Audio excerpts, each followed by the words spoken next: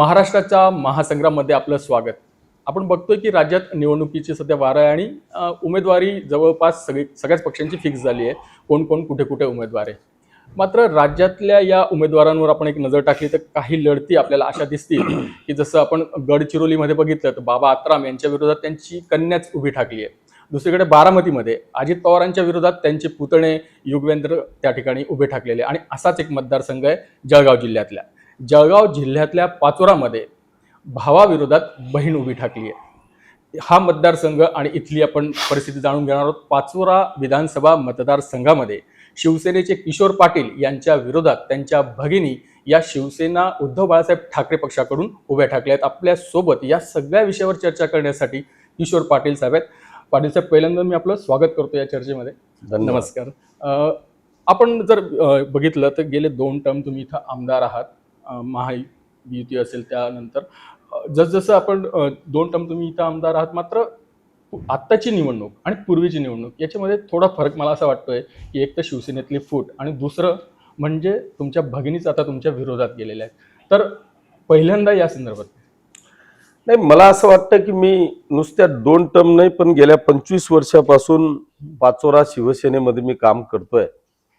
10 वर्ष माझ्या काकांकरता मी मेहनत घेतली, प्रचंड काम केलं. 3ऱ्या टर्मला त्यांचा पराभव निसटता झाला आणि नंतर 2 टर्म मी या विधानसभेचं नेतृत्व करतोय. अशा 5 टर्म माझा अनुभव या मतदारसंघाचा आहे. 5ही टर्म मध्ये मी सक्रिय होतो आणि आता मला असं वाटतं की 6व्या टर्मला विधानसभेची उमेदवारी अर्ज मी दाखल केला. पण आजपर्यंत असा प्रतिसादच मी पाहिला नाही. इतका अभूतपूर्व असा प्रतिसाद मला मतदार जनतेने, माता भगिनींनी त्या ठिकाणी दिला. पोलिसांचं रेकॉर्ड जर का आपण विचारलं तर जवळपास 32,000 जनसमुदायाचा आकडा माझ्या फॉर्म भरण्याच्या दिवशी होता. मग इतका जल्लोष, इतका प्रचंड प्रतिसाद मी माझ्या 25 वर्षाच्या इतिहासात आजपर्यंत पाहिला नाही. त्याच्यामुळे जे काही तुम्ही म्हटलात की हे इलेक्शन काही आगळं वेगळं वाटतंय का, तर होय, हे निश्चितपणे आगळं वेगळं वाटतंय. याचं कारण असं आहे की हे इलेक्शन माझ्या विकास कामांवर, मी केलेल्या मेहनतीवर, जनतेच्या हृदयात मी केलेल्या निर्माण केलेल्या स्थानावर आज ह्या मतदारसंघातल्या जनतेने हे इलेक्शन हातात घेतलंय. इथे कुठल्याच नेत्याच्या हातात आता हे इलेक्शन राहिलेलं नाही. असा आगळा वेगळा अनुभव मला या ठिकाणी पाहायला येतो. म्हणजे तुम्ही सांगतायत की एक चांगला प्रतिसाद तुम्हाला या ठिकाणी दिसतोय. मात्र ज्यावेळेस म्हणजे शिंदे साहेब ज्यावेळेस शिवसेनेतून बाहेर पडले आणि एक वेगळा गट आपला स्थापन केला, त्यावेळेस तुम्ही त्यांच्या सोबत गेलात.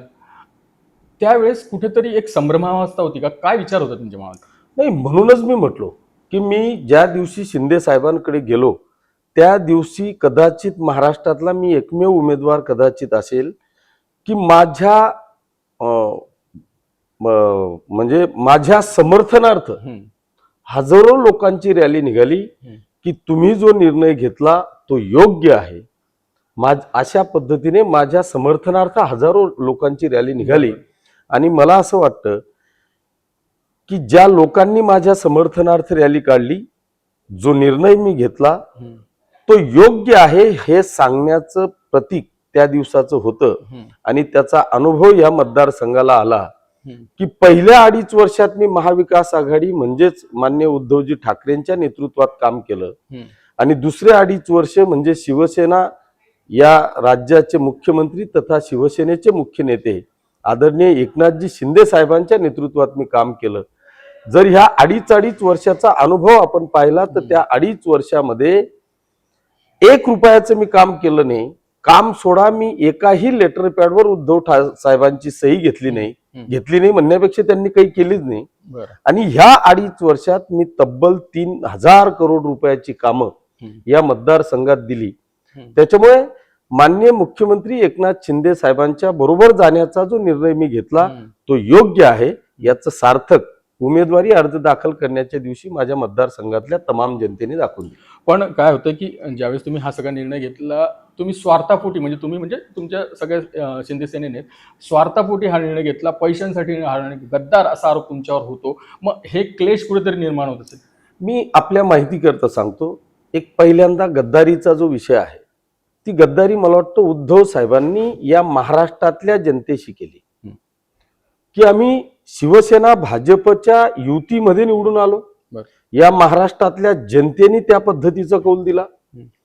आणि आमचे मुख्यमंत्री आणि शिवसेनेचे पक्षप्रमुख आदरणीय उद्धव साहेबांनी या महाराष्ट्राच्या जनतेने दिलेल्या कौल बरोबर गद्दारी करून ज्यांच्या विरोधात आम्ही 25-25 वर्ष संघर्ष केला, त्या लोकांच्या खांद्याला खांदा लावून किंवा त्यांच्या गळ्यात हात टाकून आमच्या सारख्यांचा बळी तर दिलाच, पण या महाराष्ट्रातल्या जनतेबरोबर खऱ्या अर्थाने त्यांनी गद्दारी केली.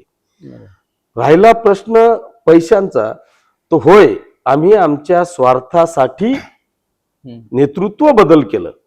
आणि तो स्वार्थ आमचा असा होता की जे मी तुम्हाला पहिले सांगितलं की 2.5 वर्षात साध्या आमच्या लेटर पॅडवर सही सुद्धा नाही. आणि शिंदे साहेबांच्या नेतृत्वात 2.5 वर्षात मी तब्बल 3,000 कोटी रुपयाचा विकास ह्या मतदारसंघामध्ये केला. तर तो खऱ्या अर्थाने आमचा स्वार्थ होता. त्याच्यामुळे गद्दारी ही उद्धव साहेबांनी केली, आम्ही नाही. आम्ही पक्ष सोडला नाही, शिवसेना आमची आहे. आम्ही कुठल्या वेगळ्या पक्षाच्या मुख्यमंत्र्याला साथ दिली नाही, आमच्याच नेत्याला मुख्यमंत्री म्हणून आम्ही त्या ठिकाणी केलं. त्याच्यामुळे निश्चितपणे या महाराष्ट्रामध्ये एका तळागाळातला प्रामाणिक हाडाचा शिवसैनिकाला मुख्यमंत्री करताना आम्हाला अत्यानंद आहे. आणि असं करताना जर का कोणी आम्हाला गद्दार फिद्दार हे जे म्हणत असेल ना, त्याचा आम्हाला सार्थ अभिमान आहे की आम्ही आमच्या एका तळागाळातल्या शिवसैनिकाला, की जो खऱ्या अर्थाने बाळासाहेबांना अभिप्रेत होता, अशा एका शिवसैनिकाला मुख्यमंत्री केलं, याचा आम्हाला सार्थ अभिमान. म्हणजे एक गोष्ट अशी आहे की विरोधक ही टीका करत असतात किंवा त्यांच्याकडून टीका होत असते, या सगळ्या गोष्टी ते येतात. पण एका राजकीय व्यक्तीचा ज्यावेळेस कुठला निर्णय घेतो एखादा राजकीय व्यक्ती, तर त्याच्या कुटुंबातून त्याला नॉर्मली त्याला सपोर्ट असतोच. पण तुमच्या बाबतीत मात्र विपरीत घडलं. वैशालीताई तुमच्या बाजूने आल्या नाहीत आणि आता तर त्या तुमच्या विरोधात उभ्या ठाकल्या आहेत. हे निश्चितपणे हे माझं एक दुर्दैव आहे की जे माझे बॅकबोन होते, जे खऱ्या अर्थाने माझे राजकीय बाप होते, असे कैलासवासी तात्यासाहेब आरो पाटील हे ह्या दुनियात नाही, त्यांचं निधन झालं.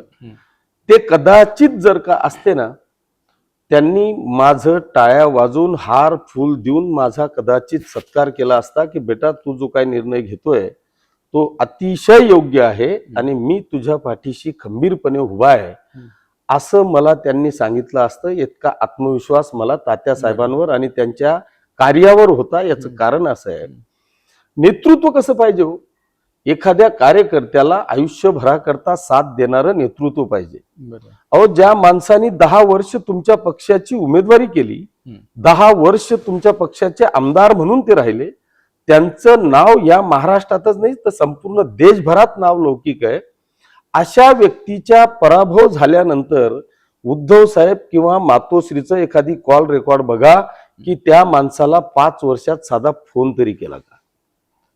तुम्हाला गरज वाटली नाही, हरकत नाही. 5 वर्षात तुम्ही फोन केला नाही, तुम्हाला गरज नाही. माणसांचीच किंमत मातोश्रीवर नाहीये, हे मलाही अनुभवायला आलं. पण जो व्यक्ती ह्या राज्यात नाही देशात त्यांचं उद्योगाचं जाळ आहे, माननीय हिंदू हृदय सम्राट बाळासाहेब ठाकरेंनी त्यांना कृषी मंत्री म्हणून शॅडो कॅबिनेट केलं होतं. अशा आरो तात्यांना अचानक कॅन्सर डिटेक्ट झाला. 52 दिवस तुमच्या शेजारी बॉम्बे हॉस्पिटलला ते ऍडमिट राहिले, ते मृत्यूशी झुंज देत आहे. अशा व्यक्तीला तुम्ही साधा फोन पण नाही करू शकत, ज्यांची लोकसभेची तयारी आहे. ठीक आहे, फोन केला नाही हो. 52 दिवसावर त्यांचं निधन झालं. निधनानंतर सुद्धा सांत्वनासाठी फोन नाही, द्वारदर्शनासाठी तुमची यायची आवश्यकता तुम्हाला वाटली नाही. आणि अशा व्यक्तीच्या बरोबर की जी वैशुताई मातोश्री काय ठाकरेंचं नाव सुद्धा ओठावर आणू द्यायची नाही, इतक्या अश्लील शिव्या, इतक्या खालच्या स्तरावरच्या शिव्या ती ह्या मातोश्री आणि उद्धव ठाकरे, आदित्य ठाकरे यांना घालायची, त्यांचं नाव सुद्धा काढू द्यायची नाही. आणि आता अचानक इतकं प्रेम तिच्यामध्ये पाहून आलं. माझा विषय तोच आहे की इतकं प्रेम का निर्माण झालं किंवा त्यांनी काय झालं की तुम्ही ही सगळी पार्श्वभूमी सांगितली आरोता त्यांची आणि त्यांच्या आजारपणाच्या संदर्भातली, मग असं असताना वैशालीताईंनी असा निर्णय का घेतला तुमच्या विरोधात? काय तुमचं आकलन काय? हे फक्त अचानक तिच्या मनात आलेला हा स्वार्थ आहे. तिच्या डोक्यात आजूबाजूच्या काही कपाळकरंट्यांनी हम्म, माझं कुटुंब, जी माझी बहीण, तिला माझ्या सख्या बहिणीपेक्षाही जास्त प्रेम मी तिच्यावर केलं आहे. हम्म, मीच नाही तर माझ्या अख्ख्या कुटुंबाने केलेलं आहे. असं असताना निश्चितपणे वेदना झाल्याच, म्हणजे यात काही शंका नाही. पण अशी वेळ खरं म्हणजे कोणावरही येऊ नये. हम्म, राजकारण 5 वर्षाकरता असतं हो. आम्हाला दर पंचवार्षिकला एक्झाम द्यायची आहे, बरोबर.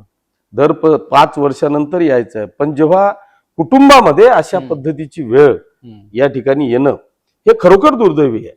म्हणजे तिने माझ्या समोर उभं राहणं हे अपेक्षित होतं की तिने माझ्या पाठीशी खंबीरपणे उभं राहणं, की तू लढ, मी तुझ्या पाठीशी आहे. अर्थात तिचा आणि राजकारणाचा कधीही संबंध आला नाही. बरं. तात्यासाहेब 3 टर्म लढले. हम्म, त्या 3 टर्मचा जर का तुम्ही त्यांना विचारलं तर एखादा व्हिडिओ, एखादा फोटो म्हणा दाखवा की तुम्ही जनतेत गेलात आणि तात्यासाहेबांकरता एक मत मागितलं. अच्छा. आम्ही इतकं कष्ट केलं, मेहनत केली, लोकांच्या हृदयात स्थान निर्माण केलं. हम्म, तुम्ही साध्या प्रचाराला आल्या नाहीत आणि आता इतकं असं तुम्ही म्हणजे निष्ठावान शिवसैनिक, इतकं प्रेम शिवसेनेबद्दल आलं की ज्यांची उद्धव ठाकरे किंवा आदित्य ठाकरेंचं नाव सुद्धा कधी तोंडावर यायचं नाही. आणि आता जे अचानक प्रेम जे निर्माण झालं याचं एकमेव कारण आजूबाजूची जी काय चांडाळ चौकडी आहे त्या चौकडीनी तिच्यात अशा पद्धतीचं हे निर्माण केलं की बास तू आता उद्याची आमदारच आहे. जसं तात्यांच्या पराभवानंतर किशोरप्पाला संधी मिळाली, जर तुला संधी पाहिजे असेल आता ती झाकली मूठ 1.25 लाखाची आहे. बरं. माझ्या मागच्या टर्मलाच हम्म, हिच्यासह हिच्या सगळ्या कंपनी माझा पराभव करण्याकरता अतिशय मेहनत घेतली. हम्म, फक्त ते मी झाकली मूठ 1.25 लाखाची ठेवली, आपलं उघडं करण्यात काही पॉईंट नाही बरं. म्हणून मी ते झाकून ठेवलं. पण आत्ता ते लक्षात आलं की हे याच्यासाठी होतं.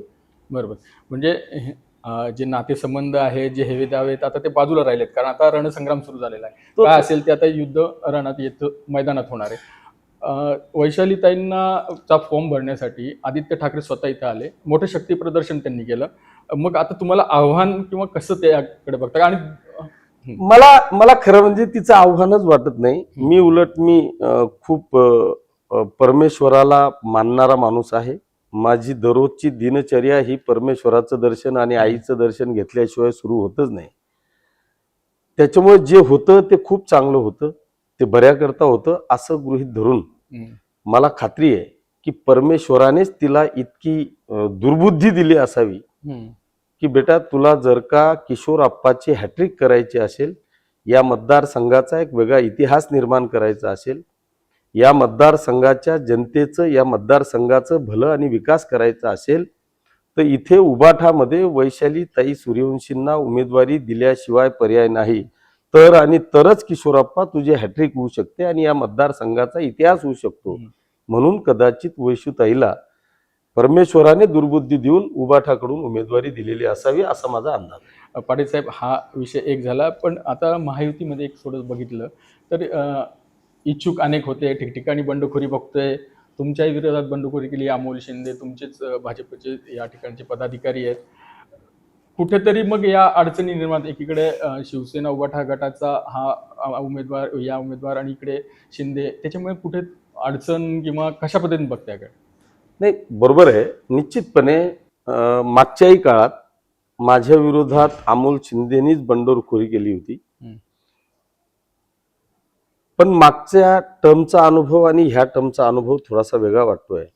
मागच्या टर्मला अमोल शिंदेच्या बरोबर मला वाटतं भाजपच्याही काही विंग्स किंवा भाजप सुद्धा, कारण फक्त माझ्या विरोधातच नव्हतं, अनेक ठिकाणी भाजपचे बंडखोर होते आणि मला वाटतं त्यांना काही प्रमाणात सपोर्टही झाला. पण ह्यावेळेस निश्चितपणे मला असं वाटतंय की अमित शहाजींपासून तर प्रदेशाध्यक्ष बावनकुळेजींपर्यंत, भारतीय जनता पक्षाचे नेते आदरणीय फडणवीसजींपर्यंत यांनी अतिशय स्पष्ट असे आदेश, निर्देश या महाराष्ट्राच्या तमाम भारतीय जनता पक्षाच्या सर्व सन्मान्य पदाधिकाऱ्यांना, जनतेला, त्या सगळ्या ज्या विंग्स हिंदुत्ववादी आहेत ह्या सगळ्या विंग्सना अशा पद्धतीचे संदेश दिलेले आहेत की 100% बंडखोरी आम्ही थांबवू. बरं. जर बंडखोरी थांबली नाही तर त्यांच्यावर 100% आम्ही कारवाई करू आणि कारवाई करून येणाऱ्या काळामध्ये भारतीय जनता पक्षाशी ह्या लोकांचा कुठलाही संबंध नसेल अशा पद्धतीचे आदेश दिलेले आहेत. त्याच्यामुळे अजूनही मला असं वाटतंय की वेळ गेलेली नाहीये. बरोबर. 4 तारीख ही माघारीची आहे. माघारीची तारीख. जोपर्यंत माघारी होत नाही तोपर्यंत मला वाटतं आपण बंडखोर म्हणणंही चुकीचं ठरेल. बरं. त्याच्यामुळे अजूनही आपण अशी आशा करू आशा करायला हरकत की नाही. भारतीय जनता पक्षाच्या नेत्यांचे जर का हे खरे भारतीय जनता पक्षाचे प्रेमी असतील, हिंदुत्ववादी विचारांचे असतील, तर ते भाजपच्या आदेशाचं पालन करतील. जर त्यांनी पालन केलं नाही तर तो भाजपच्या ज्येष्ठ नेत्यांचा अवमान असेल. त्याच्यामुळे असं अजूनही अपेक्षित आहे की 4 पर्यंत ते माघारी घेतील. नाहीच घेतली तर पहिलेही मी आजमावलंय, आताही आजमावून टाकू. ते युद्धाला सुरुवात होईल आणि जिंकू. शेवटी कसा प्रचार सुरू आहे, काय तुम्हाला प्रतिसाद मिळतोय, म्हणजे शेतकरी असेल, महिला असतील, वेगवेगळ्या याच्यात? नाही, मला अनेक विरोधक असा उलझवण्याचा प्रयत्न करताय की हा आज तरी आमच्यावर बोलेल, उद्या तरी आमच्यावर बोलेल. ते अत्यंत पातळी सोडून खालच्या पातळीवर मला आरोप करताय, माझ्यावर बोलताय. ज्याच्यात नया पैशाचंही तथ्य नाही असे खोटे नेरेटिव्ह पसरवण्याचा प्रयत्न करताय.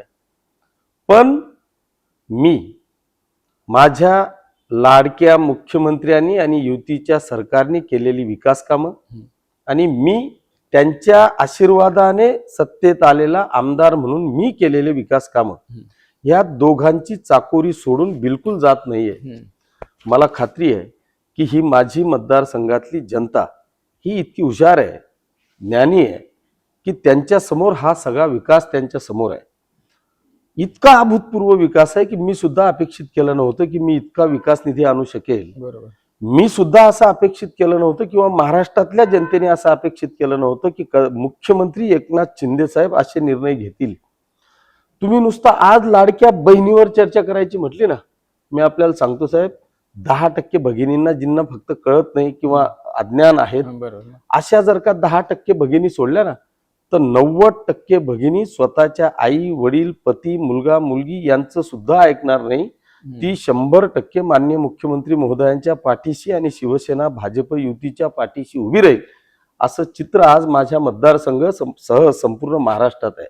याचं कारण असं आहे की माननीय मुख्यमंत्री महोदयांनी आणि आपल्या युतीच्या सरकारने खऱ्या अर्थाने या नारीचा सन्मान या महाराष्ट्राच्या इतिहासात पहिल्यांदा केला की एखादी मुलगी जन्माला आल्यापासून तर तिचा शेवटच्या प्रवासापर्यंतची 100% व्यवस्था ही माननीय मुख्यमंत्री महोदयांनी केली. त्यांच्या प्रतिक्रिया एकदा तुम्ही बघा. अहो, आज मुलगी जन्माला आली की तिच्या अकाउंटला 7,000 पडताय. ती अंगणवाडीत गेली की 5,000 पडताय. ती 18 वर्षाची झाली की 1,01,000 रुपये पडताय.